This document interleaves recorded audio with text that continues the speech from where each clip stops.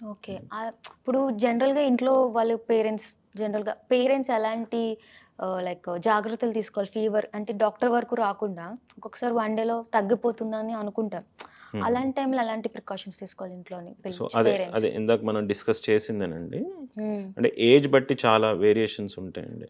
So, మళ్ళీ అదే repeat చేస్తున్నాను. 3 మంత్స్ కంటే తక్కువ వయసున్న పిల్లలకి హ్మ్. యూజువల్‌గా even single spike of fever వచ్చినా సరే డాక్టర్ చూపించడం అనేది కరెక్ట్. ఎందుకంటే వాళ్ళు మనకి ఎక్కువ ఎవ అంటే టైం ఎక్కువ ఇవ్వరండి. హ్మ్. వాళ్ళకి ఒక డాక్టర్ చేసే అసెస్మెంట్ డిఫరెంట్‌గా ఉంటది. అలాంటి పిల్లలకి 3 మంత్స్ కంటే తక్కువ ఏజ్ ఉన్న ఓకే. పిల్లలకి.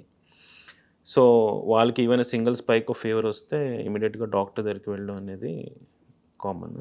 నెక్స్ట్ వామిటింగ్స్ గానీ ఎక్కువ అవుతున్నాయంటే, నెక్స్ట్ డీహైడ్రేషన్ లాగా అనిపిస్తే నీరసపడిపోతున్నాడు, వేలబడిపోతున్నాడు, లెగట్లేదు. హ్మ్. ఫీవర్ తగ్గిన తర్వాత కూడా నీరసంగానే ఉంటున్నాడు, ఆడుకోవట్లేదు. ఓరల్ ఫుడ్ ఎక్కువ తీసుకోవట్లేదు. అంటే హ్మ్. ఫుడ్ తీసుకోకపోతే యూజువల్‌గా ఈళ్ళకేంటంటే లివర్‌లోని గ్లూకోజ్ రిజర్వ్స్ చాలా తక్కువుంటాయి. సో, ఫుడ్ తీసుకోకపోతే షుగర్ డౌన్ అయిపోయే ఛాన్సెస్ ఎక్కువుంటాయి. సో, ఇలాంటి ఓకే. కండిషన్స్‌లో మాత్రం తీసుకోవాలి జాగ్రత్త. తీసుకొని ఎళ్ళాల్సుంటది. అదర్‌వైజ్ ఇఫ్ ఫీవర్ తగ్గిన తర్వాత చైల్డ్ యాక్టివ్‌గానే ఉంటున్నాడంటే ఇంట్లోనే పర్వాలేదు. ఇంట్లోనే 3 డేస్ వరకు చూడొచ్చండి.